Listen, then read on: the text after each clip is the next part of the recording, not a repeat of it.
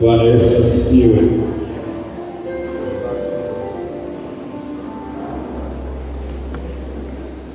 Namshukuru Mungu kwa neema hii aliyotujalia kuwepo hapa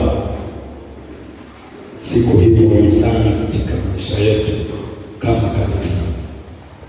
Ni siku ya ushindi ambayo tunasherehekea ushindi wa Mwokozi wetu Yesu aliyetufilia msalabani.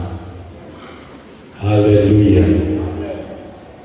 Basi Mungu akubariki wewe ambaye umeanza ibada, umeanza sikukuu ya Pasaka pamoja na Bwana, na ndiyo ilivyokuwa tangu kale. Wayahudi walikuwa wakikaa karibu siku 14 katika uwepo wa Bwana, ikiwa ni ibada. Siku ya 14 wanasherehekea sikukuu ya Pasaka. Bwana Yesu asifiwe. Na sisi tunamshukuru Mungu kwa sehemu yetu. Tumekuwa tuna semina nzuri na ya baraka sana. Kuanzia siku ile Jumatano tumekuwepo hapa tukijifunza maneno ya Mungu kwa wale ambao Mungu aliwapa neema kufika katika siku hizo tatu, na leo tunahitimisha hapa kanisani katika siku hii muhimu sana iliyojaa matumaini na kuleta matumaini kwetu kama waamini. Haleluya, haleluya. Awali ya yote nimshukuru Mungu wa mbinguni kwa kunipa neema hii kusimama mbele zako toka ile siku ya Jumatano na mpaka leo. Lakini pia nimshukuru baba mchungaji kwa kunipa nafasi hii kuwa pamoja na wewe katika semina hii ya Pasaka. Lakini pia nashukuru pia wazee wa kanisa na mama mchungaji kwa ajili ya kibali hiki ambacho nimekipata wepo pia mahali hapa. Haleluya. Nikushukuru pia na wewe ambaye tumekuwa wote Jumatano mpaka Ijumaa, lakini pia na wewe ambao kufanikiwa kufika leo, tuko pamoja. Tonge la mwisho inakomba nini? Mboga yote ya mrenda. Haleluya, haleluya. Basi naomba ni tuletee maneno ya Mungu na ujumbe wetu katika asubuhi ya leo. Nasema matokeo ya kufufuka kwa Yesu Kristo. Matokeo ya kufufuka kwa Yesu Kristo. Leo tutaangalia hasa matokeo ya Yesu kufufuka ni yapi. Bwana asifiwe. Na toka Jumatano tulikuwa tuna somo kuu au main topic tuliokuwa nayo ilikuwa inasema mpango wa Mungu wa kumkomboa mwanadamu. Mpango wa Mungu wa kumkomboa mwanadamu ndio ilikuwa main topic ya semina yetu ya Pasaka. Na sitarudia kote, lakini nilizungumzia kwamba chanzo cha Pasaka ni mule Edeni. Baada ya mwanadamu kutenda dhambi katika ile Mwanzo 3, na Mungu akamhukumu mwanadamu na akamrahani nyoka, lakini humo Edeni Mungu alitoa ahadi ya kumkomboa mwanadamu kutoka chini ya utumwa wa dhambi baada ya kuwa ameanguka. Na mwanadamu alipoanguka dhambini alikabiliwa na mambo makubwa mawili, au alijikuta na mahitaji makubwa mawili. Jambo la kwanza, mwanadamu alipoteza ushirika na Mungu katika kutenda kwake dhambi. Na kitu cha pili mwanadamu alichokipoteza ni ile utu wake uliathirika na dhambi. Na Yesu alipokuja duniani alikuja kukava yote mawili kwa namna hii. Alipokufa msalabani, katika kitabu cha Wakorintho inasema, naye Mungu alikuwa ndani ya Kristo akiupatanisha ulimwengu na nafsi yake. Kwa hiyo ujio wa Yesu na kufa kwake msalabani kilikuwa ni kifo cha upatanishi. Bwana Yesu asifiwe. Kilikuwa ni kifo cha upatanishi. Alikuwa anatupatanisha tena. Kwa maana nyingine alituokoa na akaturejesha tena wapi? Nyumbani. Alafu alipomaliza, na hiyo tulijifunza pia kwa asubuhi, alituzaa kwa mara ya pili kwa Roho Mtakatifu. Maana yake kusahihisha utu wetu uliokuwa umeharibiwa na dhambi. Bwana asifiwe. Bwana asifiwe. Ndio maana Biblia inasema enendeni kwa Roho, kama hamtatimiza tamaa za nini? Na asiyezaliwa kwa Roho Mtakatifu hata urithi uzima wa nini? Maana kilichozaliwa kwa Roho ni roho, na kilichozaliwa kwa mwili ni mwili. Kwa hiyo Mungu akaandaa mpango wa kumwokoa mwanadamu, na tunaona huo mpango akauzindua pale Misri kwa Pasaka, kama typology tu, akionyeshea jinsi ambavyo amewakomboa wana wa Israeli kutoka chini ya utumwa wa Farao waliotumikishwa kule na wamekaa utumwani kwa miaka 400, na Mungu akawajilia kwa kusikia vilio vyao, maumivu yao na machozi yao. Na nikasema kwamba Mungu ni Mungu anayeguswa na machozi ya watu wake. Mungu ni Mungu anayeguswa na maumivu ya watu wake. Mungu ni Mungu anayeguswa na mateso ya wachamungu wake. Akalikumbuka agano aliyoagana na Ibrahimu, akashuka Misri, akaenda kutokea Musa, akamwambia Musa na kutuma kwa Farao, ombi lako uende kumwambia Farao, achia watu wangu wakalete. Farao akakataa, na Mungu akamwambia Musa, nitaipiga Misri kwa mapigo 10, na baada ya mapigo 10 Farao atawapa ruhusa.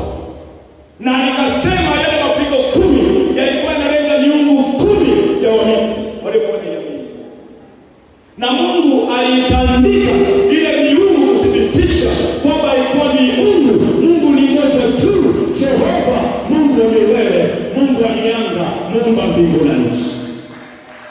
Pigo la mwisho Mungu anamwambia Farao, limesalia pigo moja tu, ambalo kwa hilo nikimpiga Misri Farao atawafukuza, muondoke mwende nchi yako. Na Mungu akamwambia katika Kutoka 12 kwamba mtachinja mwana-kondoo wa Pasaka, na damu yake mtaipaka juu ya vizingiti vya milango na katika miimo miwili ya mlango, ili malaika yule wa mauti atakapokuwa anapita kutekeza mauti ya uzao wa kwanza wa Misri, wa wanadamu na wanyama, akiona damu apite juu. Hiyo ndio tunapata tafsiri ya Pasaka.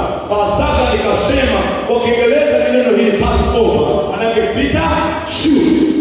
Bwana asifiwe. Na kwa asili ya lugha ya Kiebrania na Kiyunani, Pasaka ni pita juu bila kusababisha madhara yoyote. Ndio maana nikasema Yesu Kristo kama mwana-kondoo wetu wa Pasaka aliyechinjwa kwa ajili yetu, na Biblia inasema kwamba tuliomwamini Yesu, mauti ya pili haina nguvu juu yetu. Maana hukumu ya adhabu ya jehanamu haina nguvu juu yetu, maana tumepita toka hukumuni tumeingia uzimani.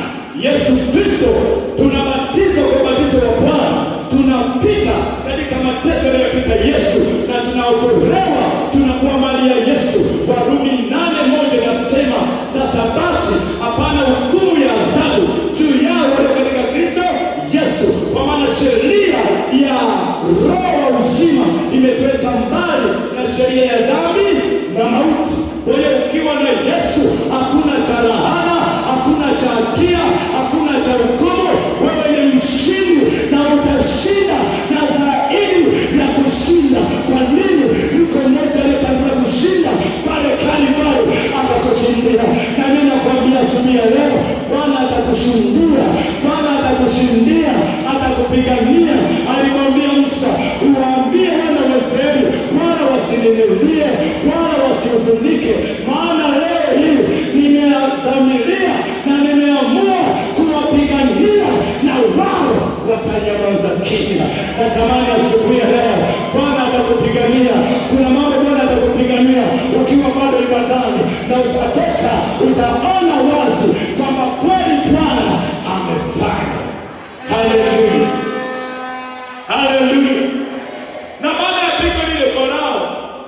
akawafukuza, akawaachia.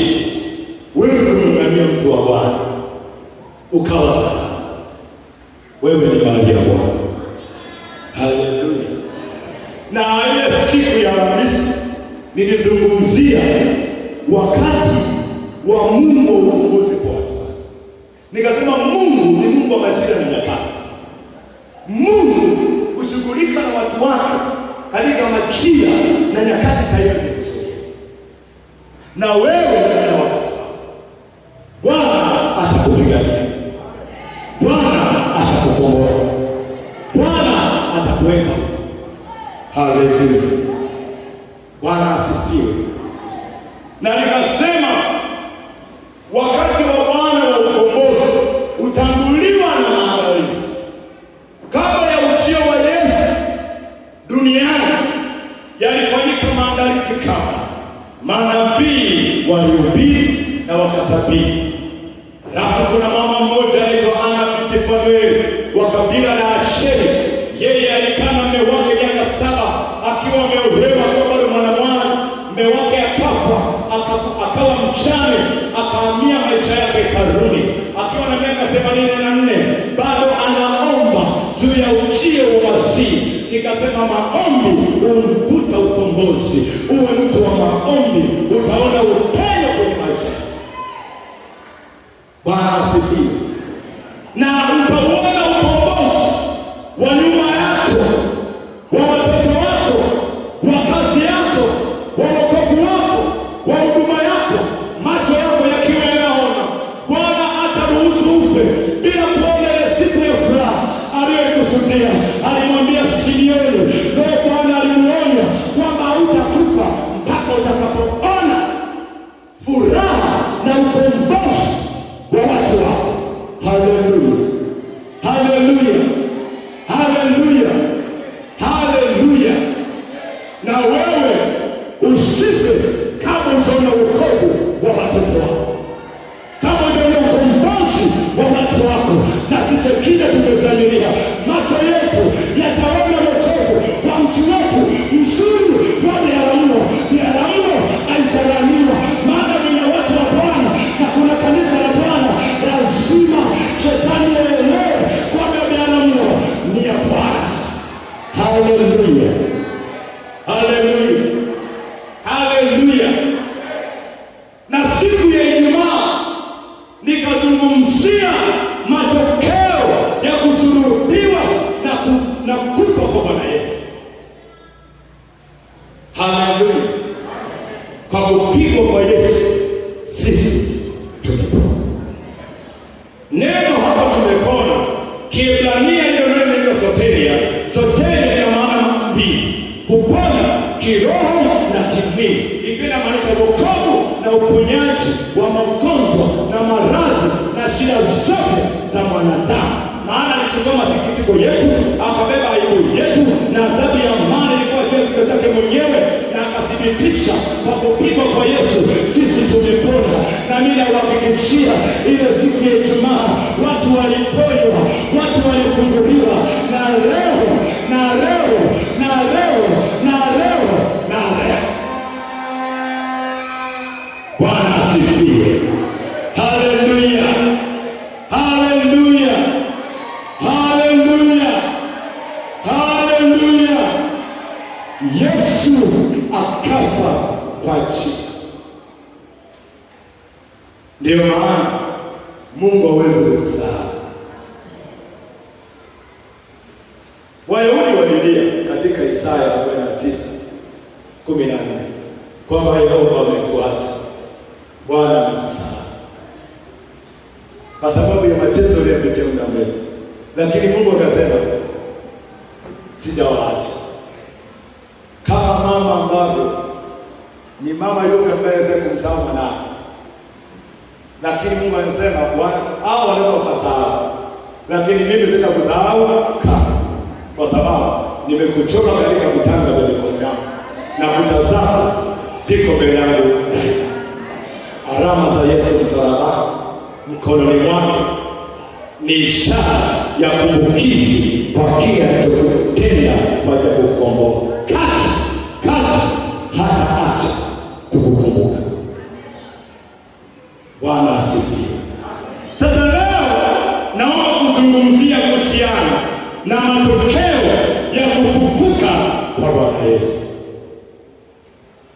Mathayo 27:62 hadi 66.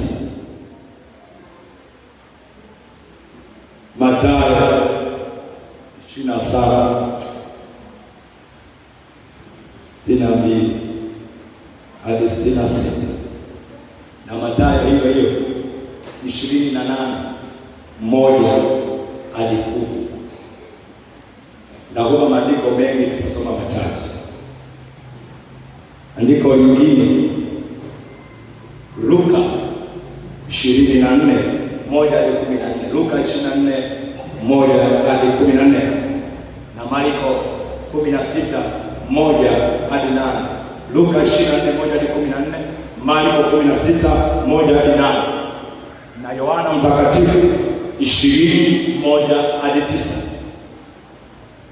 Haleluya. Wakorintho wa kwanza 15:1 hadi 8. Wakorintho wa kwanza 15:1 hadi 8 na mstari wa 12 hadi 20. Wakorintho hiyo 15:1 hadi 8 na 12 hadi 20. Na andiko la mwisho ni Luka 13:31 hadi 32. Luka 13:31 hadi 32. Naomba nisome Luka Mtakatifu 13:32. 31:32 ndasoma na Wakorintho, alafu tutasoma na Mathayo.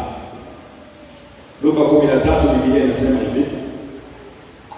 Luka 13:31. Saa ile Mafarisayo kama wakazi walimwendea wakamwambia, toka hapa uende mahali pengine, kwa sababu Herode anataka kukuua. Akawaambia, nendeni mwambie yule mbweha Herode huyo, tazama, leo na kesho natoa pepo na kuponya wagonjwa, siku ya 3 nakamilika. Leo iwe siku ya ukamilifu wako. Haleluya, haleluya. Mathayo 20:8. Biblia inasema hivi. Mathayo 20:8. Hata Sabato ilipokwisha kupambazuka siku ya kwanza ya juma, Mariamu Magdalena na Mariamu yule wa pili walikwenda kutazama kaburi. Na tazama, palikuwa na tetemeko kubwa la nchi, kwa sababu malaika wa Bwana alishuka toka mbinguni, akaja akalidhihirisha lile jiwe, akalikalia. Na sura yake ilikuwa kama umeme na mavazi yake meupe kama seruji. Na kwa kumwogopa wale walinzi wakatetemeka wakawa kama wafu. Malaika akajibu akawaambia wale wanawake, msiogope ninyi, kwa maana najua ya kuwa mnamtafuta Yesu aliyesulubiwa. Hayupo hapa, kwani amefufuka kama alivyosema. Njooni mpatazame mahali alipolazwa. Nanyi nendeni upesi mkawaambie wanafunzi wake, amefufuka katika wafu. Tazama, awatangulia kwenda Galilaya, ndiko mtakapomwona. Aya, nimekwisha waambieni. Wakaondoka upesi kutoka kaburini kwa hofu na furaha nyingi, wakaenda mbio wakawapasha wanafunzi wake habari. Na tazama, Yesu akakutana nao akisema, salama. Wakakaribia, wakamshika miguu, wakamsujudia. Kisha Yesu akamwambia, msiogope, enendeni kawaambie ndugu zangu waende Galilaya, ndiko watakaponiona. Wakorintho wa kwanza 15. Wakorintho wa kwanza 15:1-8 inasema, basi ndugu zangu, na walifu ile Injili niliyowahubiri, ambayo ndiyo mliyoipokea na katika hiyo mnasimama, na kwa hiyo mnaokolewa, ikiwa mnashika sana maneno niliyowahubiria, isipokuwa mliamini bure. Kwa maana naliwatolea ninyi hapo kwanza yale niliyoyapokea mimi mwenyewe, ya kuwa Kristo alikufa kwa ajili ya dhambi zetu kama yanavyo maandiko, na ya kuwa alizikwa, na ya kuwa alifufuka siku ya tatu kama yanavyo maandiko, na ya kuwa aliwatokea Kefa na wale tenashara. Baadaye aliwatokea ndugu zaidi ya 500, pamoja na hao wengi wanaishi hata sasa, ila baadhi yao wamelala. Baadaye akamtokea Yakobo tena na mitume wote, na mwisho wa wote, wa watu wote, alitokea mimi, kama ni mtu aliyezaliwa si kwa wakati wake. 12. Basi ikiwa anahubiriwa ya kuwa amefufuka katika wafu, mbona baadhi yenu kusema kwamba hakuna kiama ya wafu? Lakini kama hakuna kiama ya wafu, Kristo naye hakufufuka. Tena kama Kristo hakufufuka, basi kuhubiri kwetu ni bure na imani yetu ni bure, na sisi tumeonekana kuwa mashahidi wa uongo wa Mungu. Kwa maana tulimshuhudia Mungu ya kuwa alifufua Kristo hakumfufua, ikiwa wafu hawafufuliwi. Maana kama wafu hawafufuliwi, Kristo naye hakufufuka, na kama Kristo hakufufuka, imani yenu ni bure, mngalio katika dhambi zenu, na hapo wao nao waliolala katika Kristo wamepotea. Na kama katika maisha yetu tumaini Kristo, sisi tu maskini kuliko watoto, lakini sasa Kristo amefufuka katika wafu, limbuko la waliolala. Mungu abariki maneno yake haya, amen. Ujumbe, matokeo ya kufufuka kwa Bwana Yesu.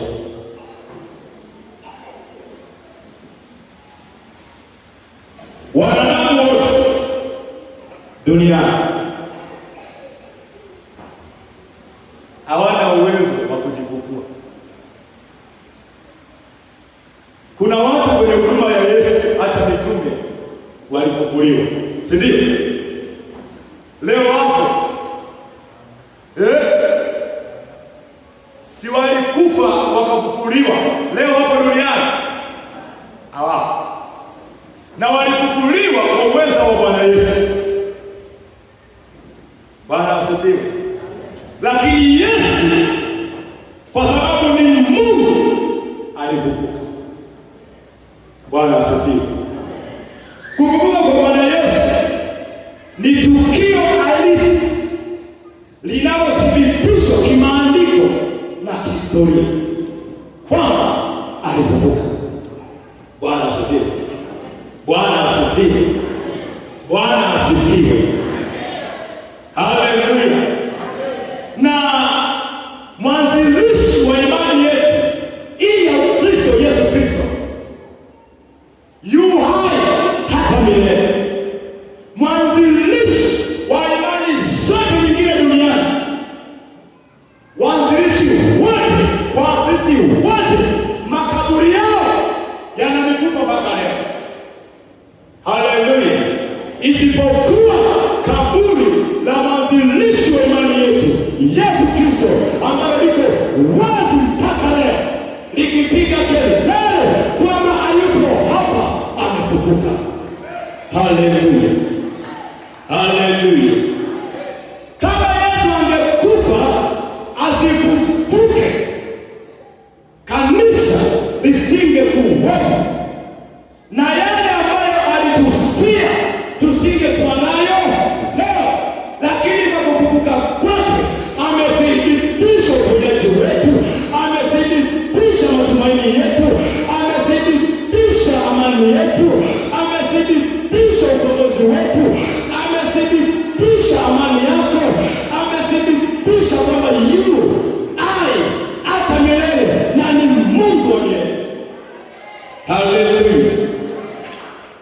Haleluya. Kwa hiyo kufufuka kwa Bwana Yesu ni tukio halisi, sio nadharia, ni halisi, na ahadi za Mungu ni kweli, na Mungu ni mwaminifu kwenye neno lake, na ajipingi. Alitabiri kwa habari ya kuzaliwa kwa Yesu Yerusalemu. Manabii walitabiri kwa habari ya kusulubiwa kwa Yesu, na kweli alisulubiwa. Manabii walitabiri atakufa pamoja na wakosaji, na kweli aliwekwa msalabani pamoja na wale Waisraeli. Maana maandiko yaliandika atazikwa pamoja na matajiri, na kweli kaburi lake lilikuwa ni kaburi la tajiri Yusufu Arimathaya, ambaye alitoa kaburi lake Yesu azikwe. Maandiko yanatimia. Manabii walitabiri kwamba atafufuka. Hata yeye mwenyewe alisema, nitafufuka siku ya tatu, livunjeni hekalu, nami ndani ya siku tatu nitalisimamisha tena. Na kweli ikatimia. Usitie shaka kwenye hali yako. Ina miaka 40 itatimia. Mungu alimwahidi Ibrahimu kumpata Isaka miaka 25. Mwaka wa 25 ndipo Isaka akazaliwa. Mungu akisema imekuwa. Bwana asifiwe.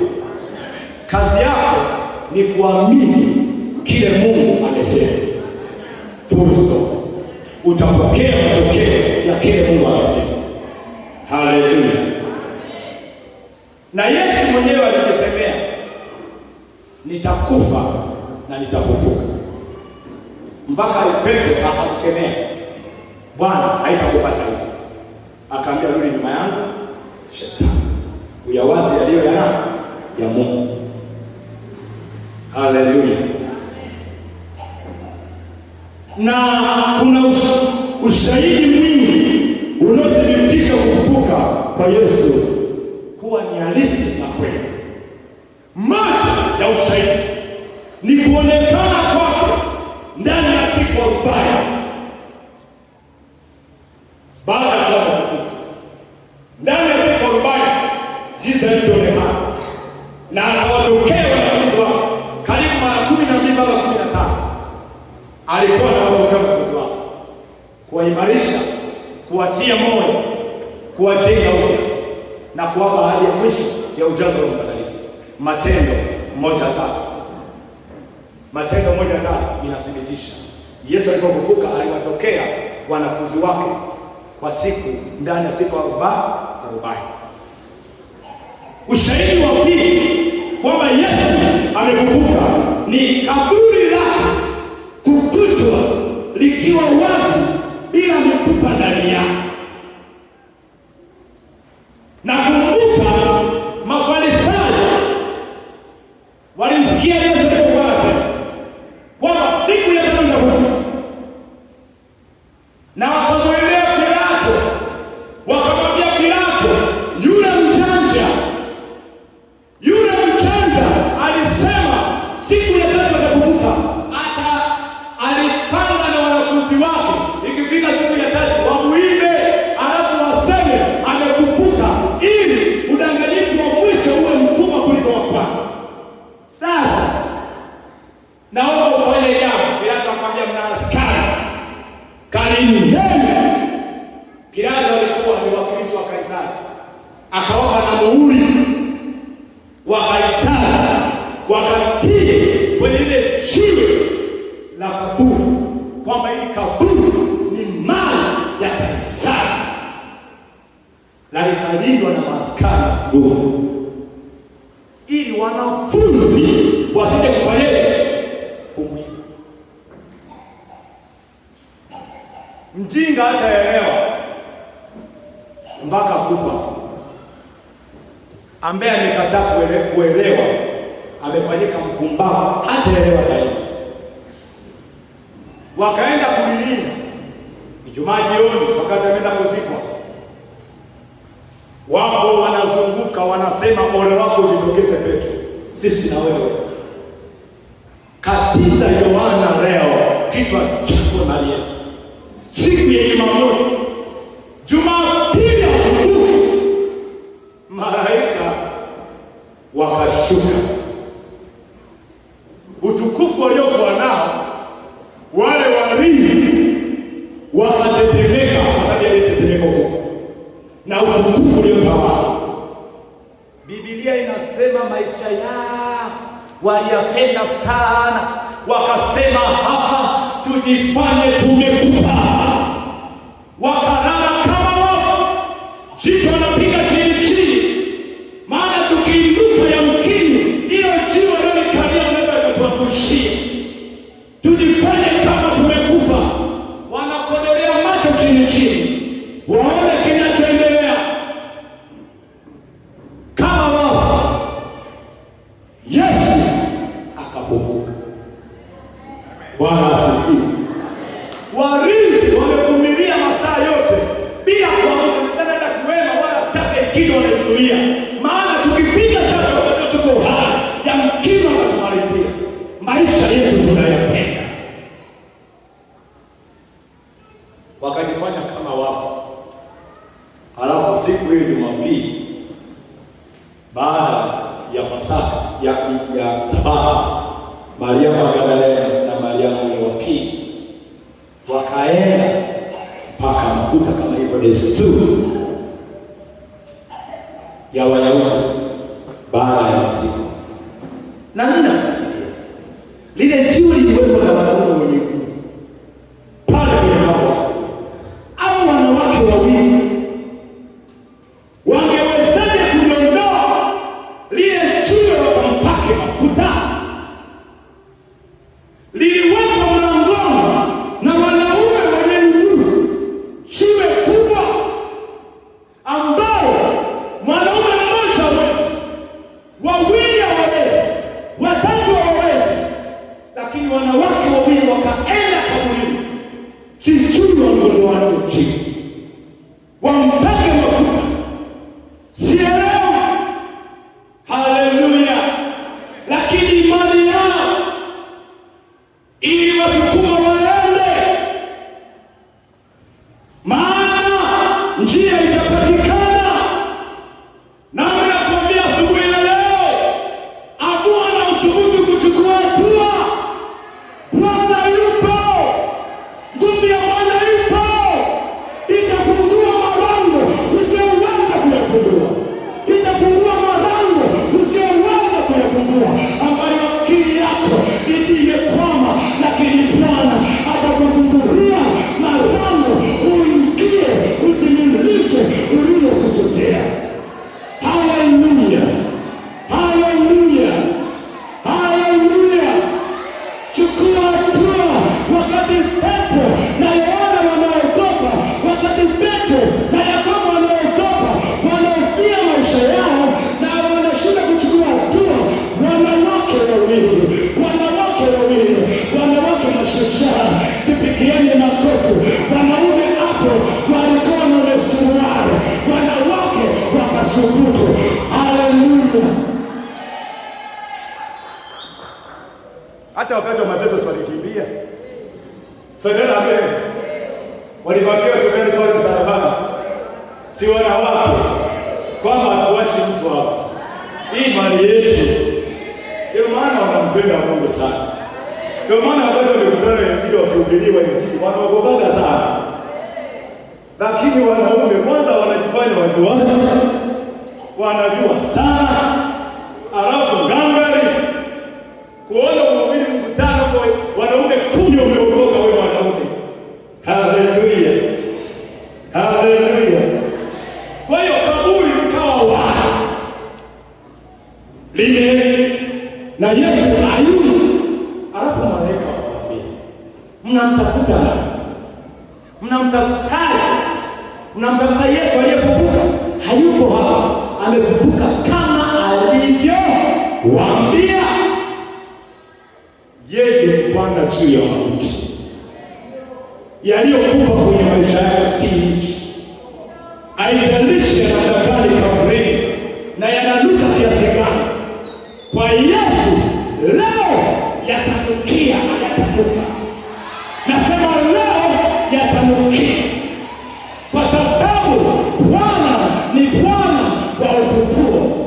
Na kwa sasa ninapohubiri, kuna kitu kilichokuwa kwenye maisha yako, kwa sauti hii ya inayokuhubiri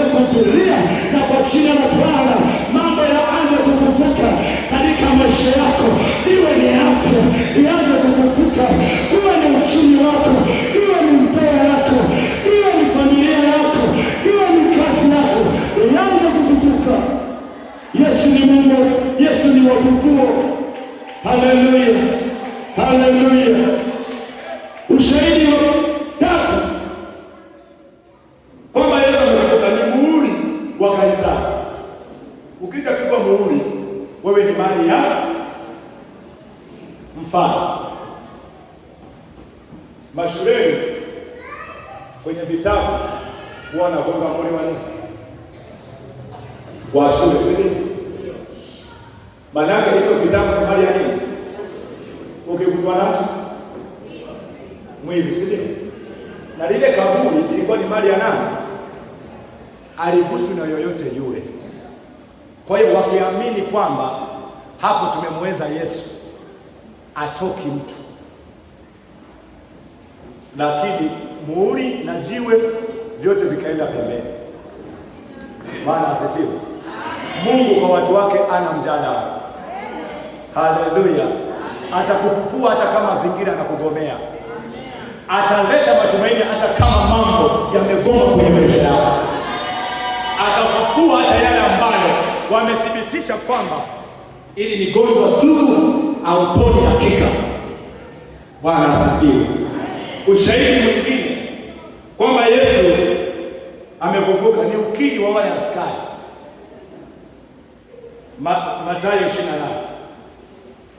Mathayo 28, ukiri wa wale maaskari tunauona. Walienda wakasema hivi, Mathayo 28:11 anasema, nao wale waliokuwa wakienda, tazama baadhi ya askari waliingia mjini, wakawapasha wakuu wa makuhani habari za mambo yote yaliyotendeka mpaka na kujifanya kwao wamekufa. Wakakusanyika pamoja na wazee, wakafanya shauri, wakawapa askari fedha nyingi, wakisema, semeni ya kwamba wanafunzi wake walikuja usiku wakamuiba, ili sisi tulikuwa tumelala. Ni kosa kubwa. Askari unalala kwenye nini? Unalala kwenye nini? Useme jamani, nimevunja kibanda, nilikuwa nimelala. Wewe mvivu utawajibika. Kwa hiyo makuhani walikuwa wasera sana. Walitaka kuwauzia kesi au askari wapoteze kibarua. Eti umeenda shambani na wafungwa, alafu wafungwa wametoroka, wanakuuliza kwa nini walitoroka? Nilikuwa nimelala. Hivi ina mashiko.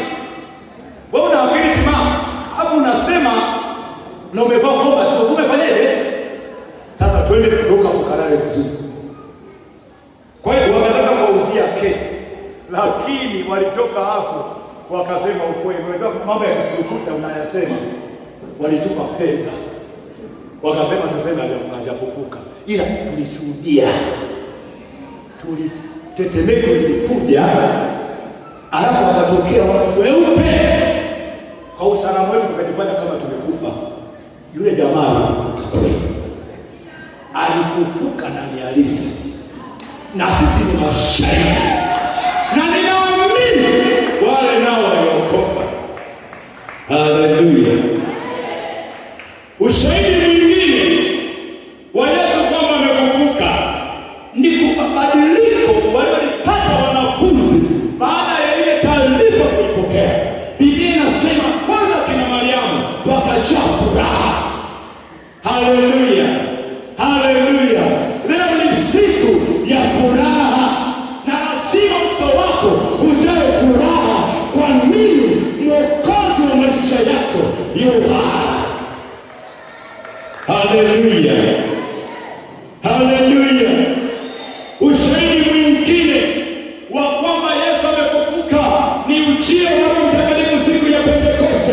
Maadamu alisema kwenye Yohana 14:16 na 26, akasema nikienda kwa Baba nitamwomba Baba atawapa msaidizi mwingine, nikifika nitamleta kwenu. Ushahidi Roho Mtakatifu kuja duniani ni ushahidi kwamba Yesu alifika kwa Baba. Haleluya, haleluya. Na kwa nini tusherehekee Pasaka? Tunakumbuka alichokufanya Yesu, na tunapokumbuka tuna connect katika ulimwengu wa roho na matokeo halisi. Na leo hatutaishia kukumbuka tu na kwenda kula pilau,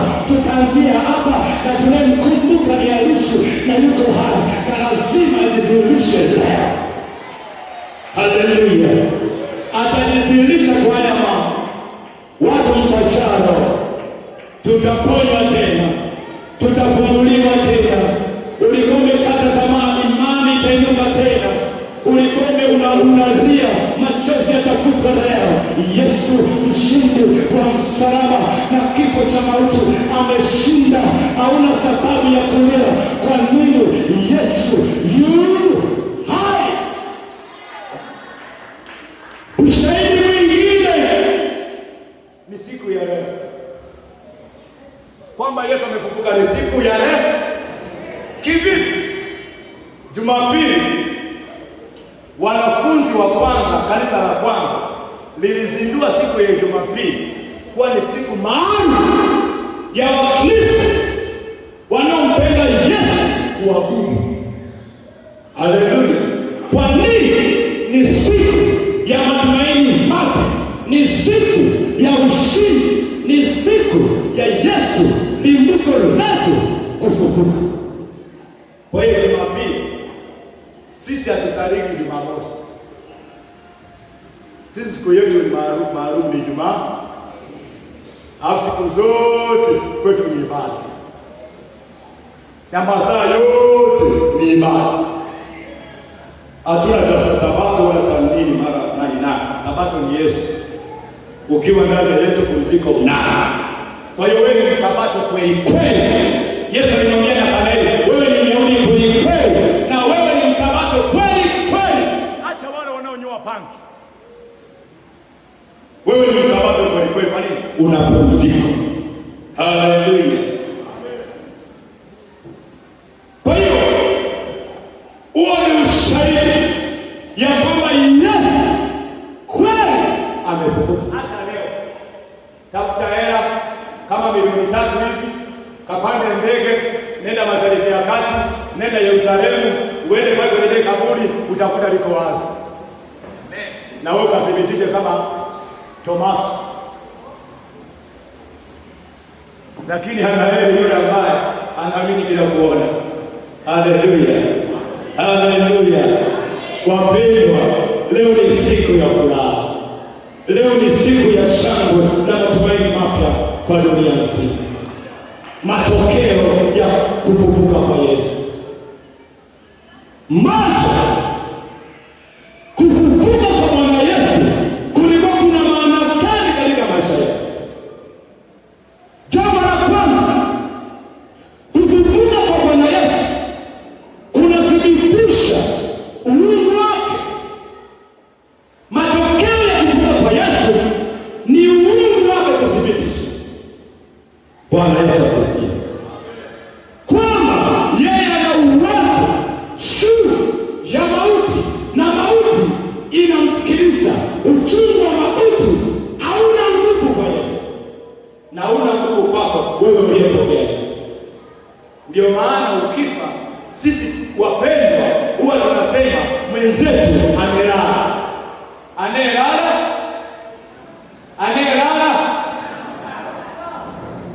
hivi, kulala na kuzimia hivyo wote somelala. Kuzimia na kufa ni sawa? Kusinzia na kuzimia hivyo, kukupa kazi umwamshe aliyesinzia na aliyezimia. Wapi unatumia nguvu kubwa sana? Aliyezimia. Na wakikupa kazi ya kuamsha aliyesinzia na aliyekufa, yupi ana kazi kubwa sana? Sasa wote waliokufa katika dhambi hao watakufa jumla. Wao wanasubiria huko mbeleni, ila sisi tunalala, kwa sababu kuna siku tutaamshwa. Bwana asifiwe. Kuna siku tutafanyaje? Tutaamshwa. Uwe miongoni mwa watakaoamshwa. Bwana asifiwe. Bwana asifiwe.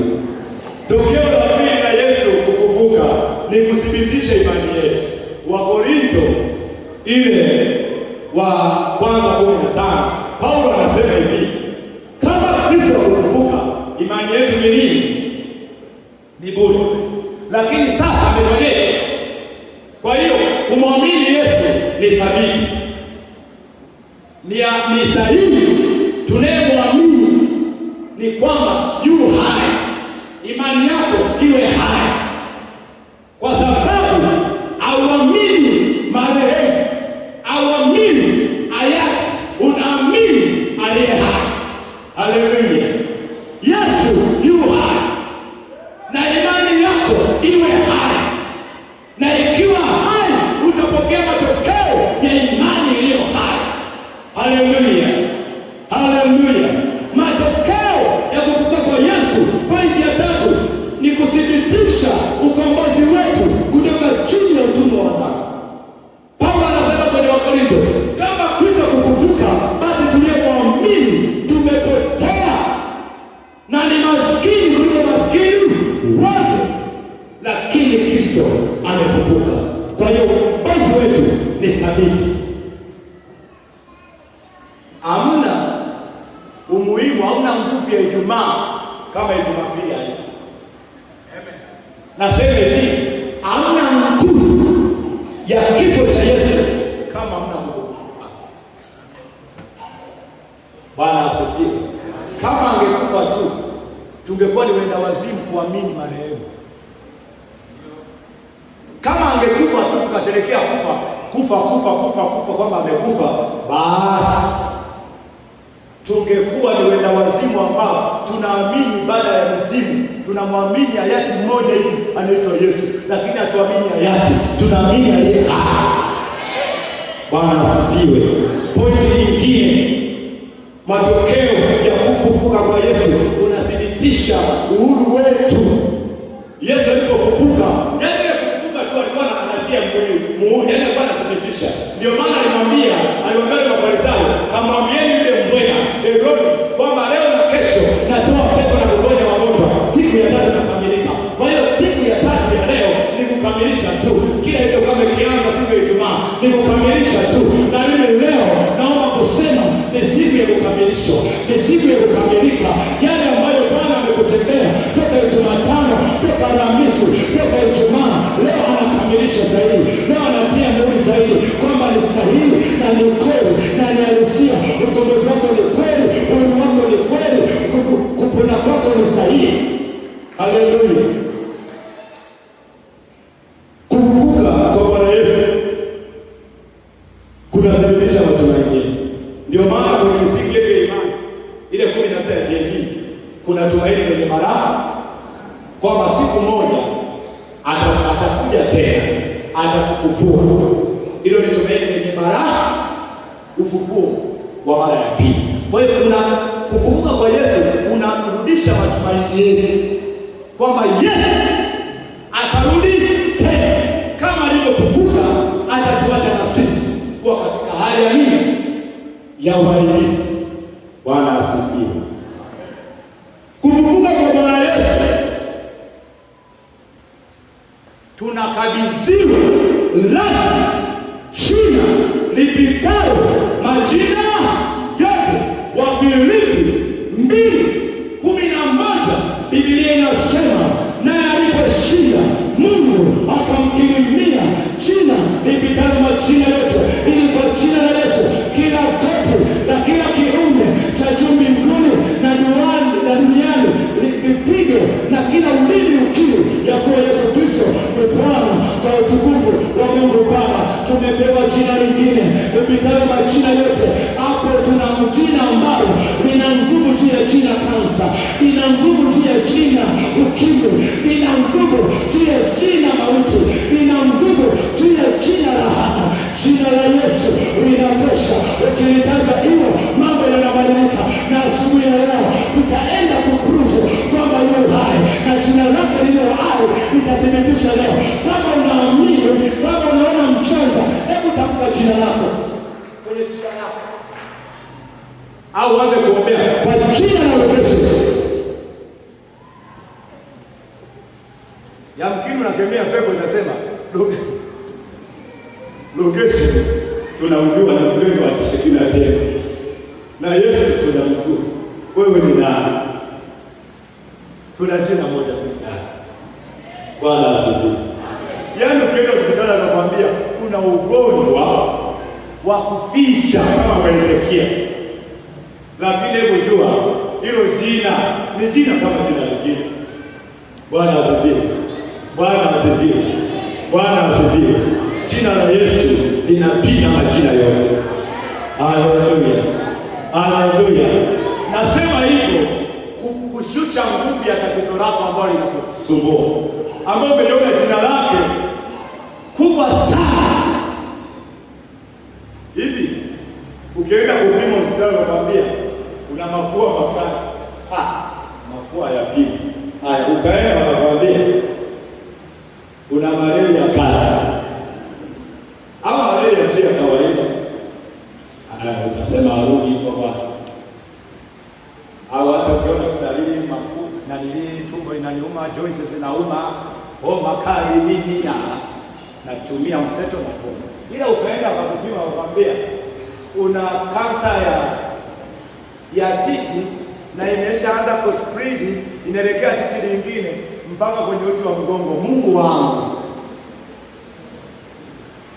Kumbe anazidiana majina, lakini jina la Yesu liko juu ya majina yote. Bwana asifiwe. Kwa hiyo hata wakikwambia una tatizo lolote lile, usitishwe, kata rufaa kwenye Baba yako. Haleluya. Tokeo lingine la kufufuka kwa Yesu linathibitisha ukweli mzima wa kwamba maandiko matakatifu ni ya kweli. Kufufuka kwa Yesu pia kuleta matokeo kwa hii Biblia, kuithibitisha hii Biblia kwamba hii Biblia ni ya kweli, kwa sababu walioandika kuandika habari za marehemu wameandika habari za Yesu ambaye yuko hai. Bwana Yesu asifiwe. Bwana asifiwe. Kufufuka kwa Yesu tokeo lake ni watu kujazwa Roho Mtakatifu. Maana alisema nikifika kwa Baba baada ya kufufuka Roho bahari kwamba mtapokea nguvu kwa ajili ya Roho Mtakatifu, mtakuwa mashahidi wangu. Na kwa alipoenda kwa Baba siku 50 baada ya kufufuka kwa Pentecost na siku 10 za Yesu kupaa, Roho Mtakatifu alishuka kuthibitisha kwamba Yesu yu hai. Bwana asifiwe. Haleluya. Haleluya. Haleluya. Haleluya. Haleluya. Kwa hiyo kufufuka kwa Bwana Yesu ni halisia, ni ukweli, na kwa sababu amefufuka, natamani leo asubuhi hii ya leo asilike wazi kwamba yu hai. Aliyekufa ukimwamsha hawezi kufanya kitu, ila aliye hai ni wa kutumainiwa. Leo Yesu yuko hai, atafanya mambo leo. Bwana asifiwe. Bwana asifiwe. Haleluya. Kufufuka kwa Bwana Yesu kuna matokeo yake, kunarejesha matumaini ya waliokata tamaa.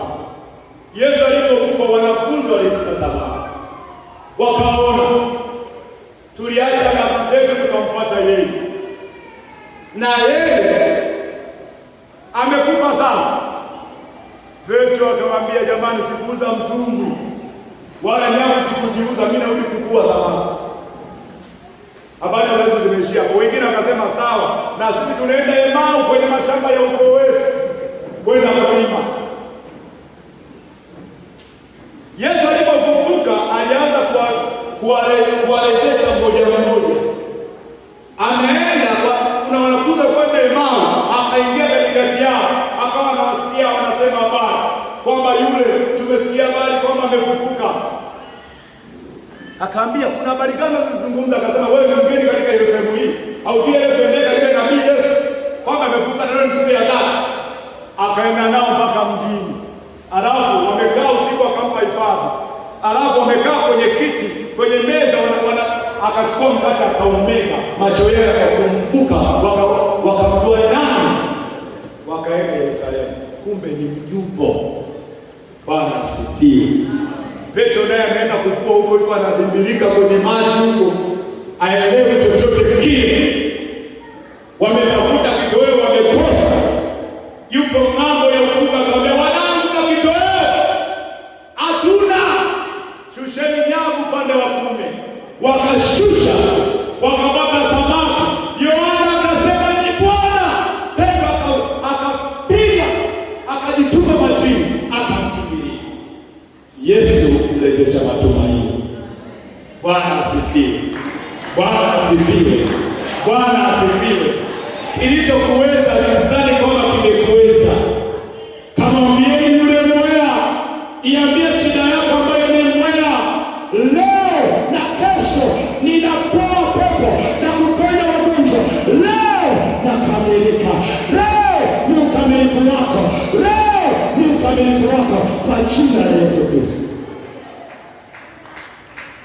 Shida zizani zimekumaliza. Haleluya. Hazijakumaliza. Yesu yu hai. Yesu yu hai. Nasema Yesu yu hai. Nasema hivi, Yesu yu hai. Na kwa sababu yu hai, mfalme wa uzima, baba wa mianga, mfalme wa utukufu mwingi, Mungu mkarimu, anaenda kuthibitisha ya kwamba yu hai, kwa sababu maiti huwezi kuiomba ikakuitikia, kwa sababu marehemu huwezi kumwita akakuitikia, na inathibitisha tunafuta imani za mzimu, wala hakuna mzimu. Yesu kufufuka, hakuna cha mzimu wa babu yako wala shangazi yako wala bibi yako unakofuatilia. Yesu kwa kufa kwake akafufuka, alithibitisha aliyosema msalabani kwamba imekwisha. Laana zimekwisha, mikosi imekwisha, bara zimekwisha. Hautembei na lahana, waitembei na lahana, hauna lahana.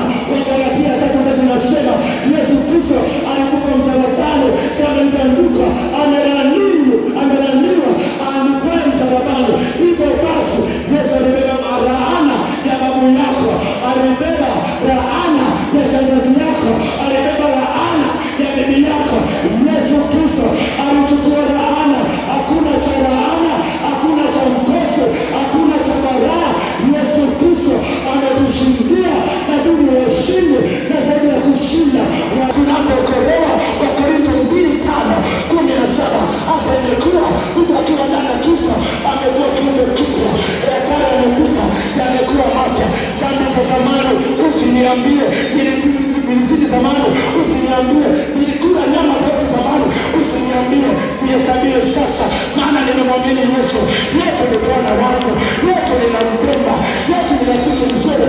Anza leo rekodi yako kutoka umeokoka, usiendeshe na laana. Hakuna laana, hakuna mikosi, hakuna baraa katika roho walio ndani ya Kristo Yesu. Yesu Kristo ni ushindi wetu. Yesu Kristo ni baraka zetu. Yesu Kristo ni amani yetu. Yesu Kristo ni uzima wetu. Hakuna mauti inaweza kumshinda mtu wa Bwana. Yesu ni uzima. Usilie. Ayubu anasema katika 19:25, anasema nijapokuwa napitia mateso, ninajua mtetezi wangu yu hai, hatimaye atasimama juu ya nchi, ataniokoa. Leo ni Jumapili, naomba kukuambia mtu wa Shekina, baba wa Shekina, mama wa Shekina, binti wa Shekina, kijana wa Shekina, mteteaji wako yu hai katika kesho yako, yu hai katika maumivu yako, yu hai. Hauna sababu ya kulia. Yesu Kristo, mshindi wa msalaba, mshindi wa mauti, ameshinda vita yetu. Yeye ni mshindi, yeye ni mshindi. Rakosheketaya eramasika rakatekelema. Yesu mshindi kwa chini ya maisha yako. Sakatekelema. Piga makofi kwa mfalme Yesu. Piga makofi kwa mfalme Yesu. Usiogope waliokufa, usiogope waliokufa. Wamekufa tayari, hawana matumaini tena. Kitabu cha Mhubiri kinasema hakuna matumaini katika waliolala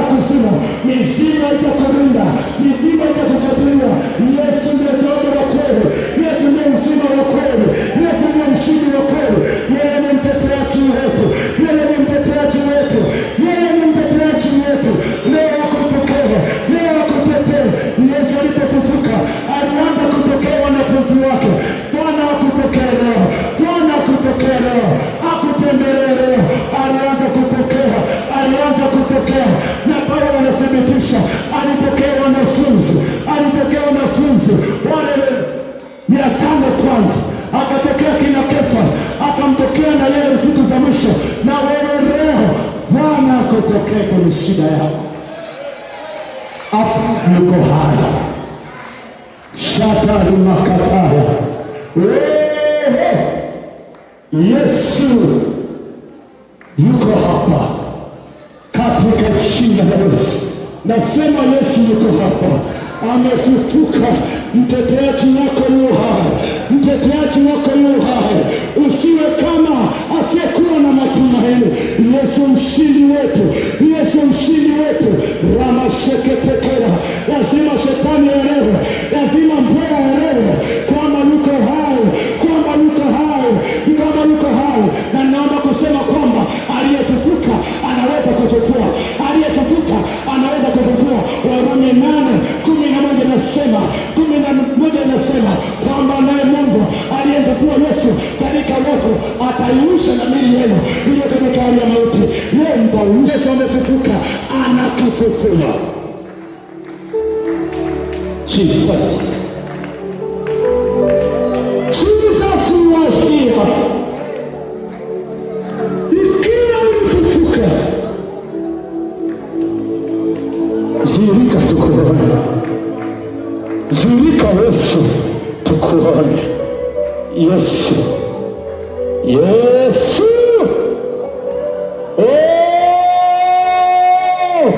sharabakiza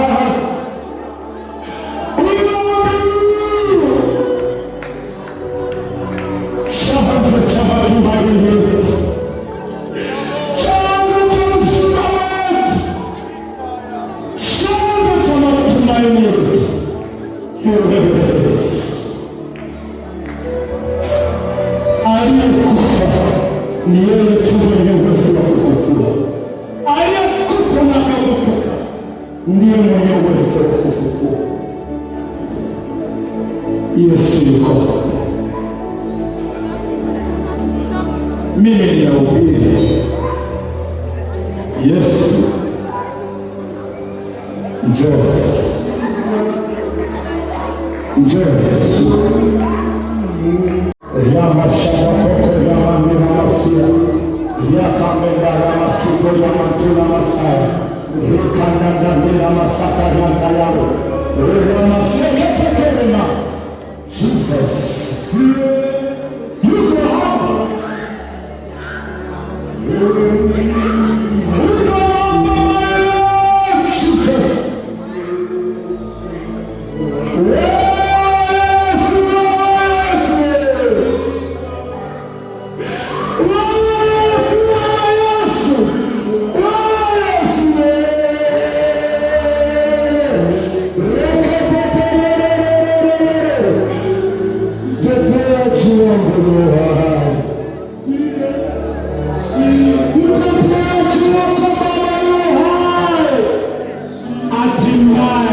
leo anasimama kwa ajili yako.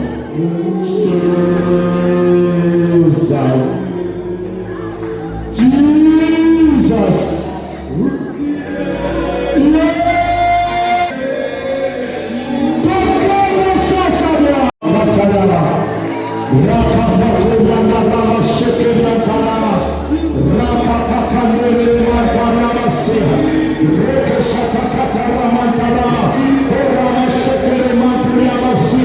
Nena kwa lugha mpendwa, nena kwa lugha mpendwa, nena kwa lugha mpendwa, nena kwa lugha mpendwa. Yesu leo hai, Yesu leo hai, Yesu leo hai, Yesu leo hai, Yesu leo hai, Yesu leo hai, Yesu leo hai, Yesu leo hai, Yesu leo hai, Yesu leo hai, Yesu, Yesu, Yesu, Yesu, Yesu, Yesu,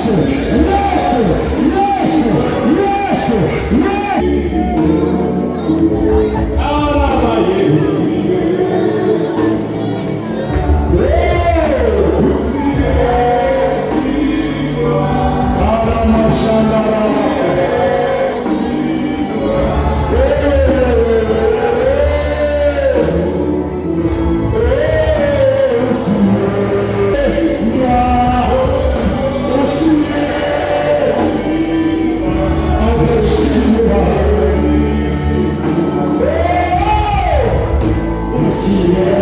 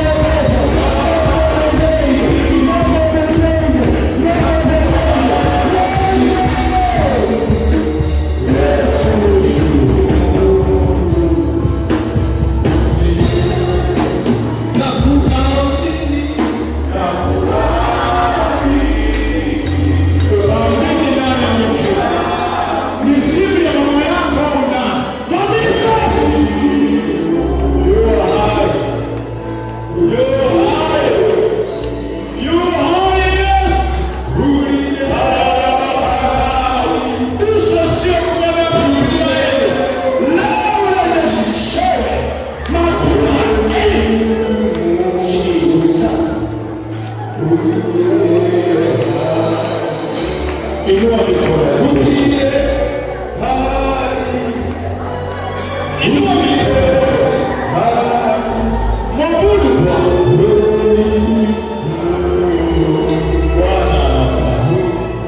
Bwana. Bwana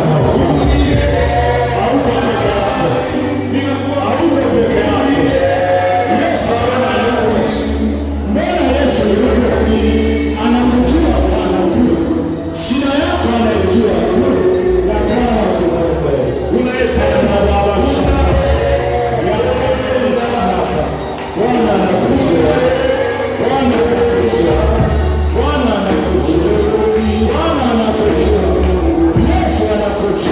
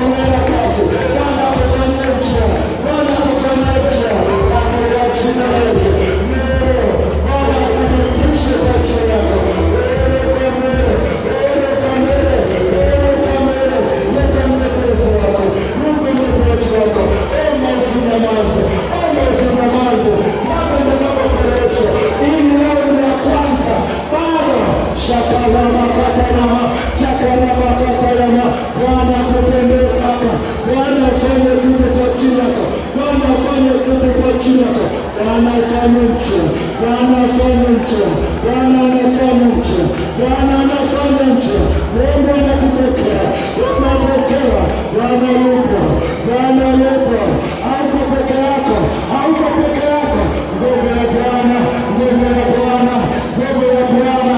Rakatatarabako, rakatatarabako, shakateketea, oramasikanaama, oramatako, oramatako, oramatako, oramashukuta, oramashukuta. Nguvu ni Mungu, nguvu ni Mungu, nguvu ni Mungu.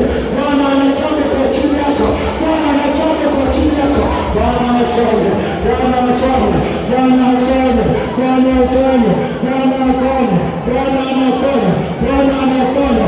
Yuko Yesu, yuko Yesu, yuko Yesu, yuko Yesu. Akutokee, akutokee kwenye shida yako. Bwana anajua, anajua mpaka viungo vyako. Bwana anajua mpaka mshipa yako. Bwana anajua mpaka mifupa yako kama mingapi. Bwana akukusha, Bwana akukusha. Wakataka ramashitaka reketokea ramasata. Bwana anakujua mafrende, Bwana anakujua mafrende. Receive invitation. Bwana akupokea, Bwana akupokea, Bwana akupokea. Neema ikuvushe, neema ikuvushe, neema ikuvushe. Giza unaliona, nuru inatokeza, nuru inatokeza. Mwangaza wa kweli ni Yesu, ni Yesu, ni Yesu, ni Yesu, ni Yesu, ni Yesu, ni Yesu, ni Yesu, ni Yesu, ni Yesu, ni Yesu. Bwana anafanya, Bwana kutembea, Bwana anafanya. Yes, yes. Shabarakaterema. Yes, yes. Today is your day of salvation. Leo ni siku ya wokovu wako, leo ni siku ya kufunguliwa kwako. Vifungo vya kila aina havina nafasi ndani ya maisha yako kwa jina la Yesu. Ewe shetani, ewe shetani, toka mwache mpito. Vifungo vya kila leo mwisho, leo mwisho, leo mwisho, leo mwisho.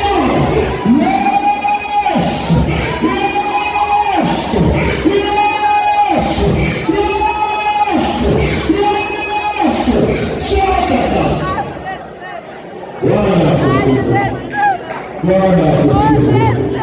Bwana akufungue. Yesu yuko, usilie. Yesu yuko, Yesu yuko, Yesu yuko. Yesu ni alishia, Yesu si watu. Wewe yuko Yesu, Yesu yuko, Yesu yuko, Yesu yuko. Bwana Yesu yuko.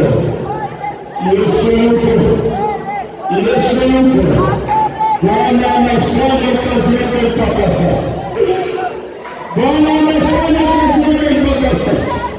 Sitakupoteza muda. Na mhubiri Yesu alishia, na mhubiri Yesu amesema leo. Yesu yuko hapa.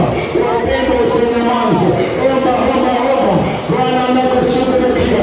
Mimina moyo wako kwa Bwana, mimina moyo wako kwa Bwana. Ninakushangaa wewe, sijui marakano, sijui marakano. Umetulia moyo mrefu, maana anasema moyo wangu nimemimina kwa Bwana, mimina moyo wako kwa Bwana, mimina moyo wako kwa Bwana. Yuko Yesu, yuko Yesu. Leo hai, leo hai, leo hai, leo hai. Mambo yako yawe hai, mambo yako yawe hai. Ukasakatakarabako, shakatakarabakatarabako. Mikono viungo vya mtoto kwa jina la Yesu, kwa jina la Yesu, kwa jina la Yesu. Viungo vilivyopoteza roho na tumaini ovu, Bwana tumaini la mwisho. Tunaondoa tumaini kwa misimu.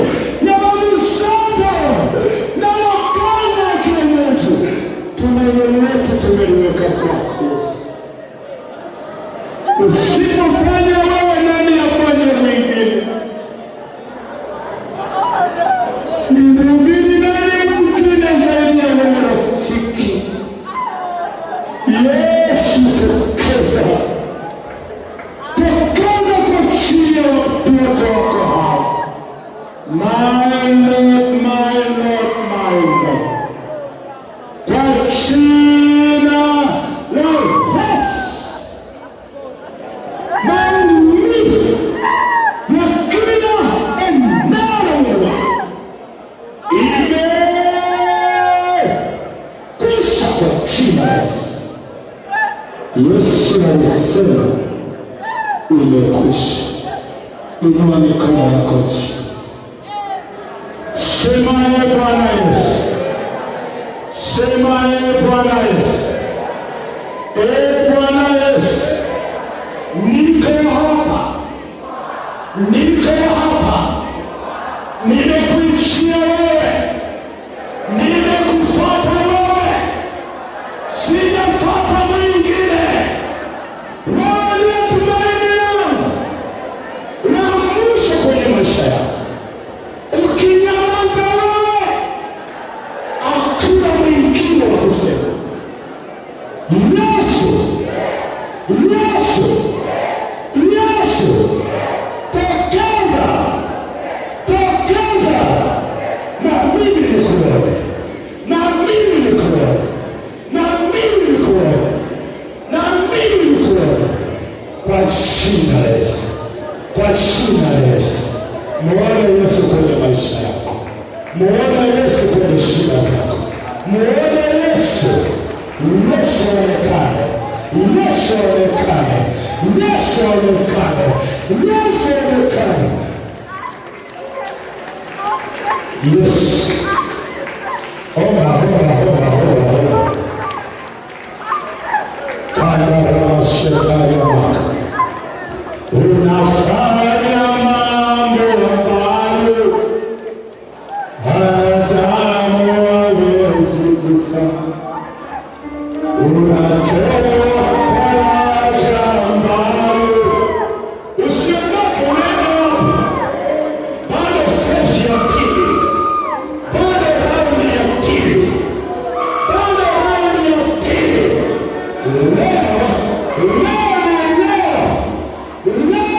Leo lazima uone Yesu kwenye maisha yako. Sikutanii, sikuwa napoteza muda, nataka muone Yesu, nataka muone Yesu. Yesu amehalisia na anaonekana, na aonekane, na kweli macho yako ushuhudie kweli kwa aliyofanya. Nimemuona Bwana, nimemuona Bwana, nimemuona Bwana. Uwe kama Andrea, ukawaambia wenzako kama nimemuona Bwana katika jina lake. Praise him, praise him kwenye huyo. Kadhalama shapeya, rakate kenyamara.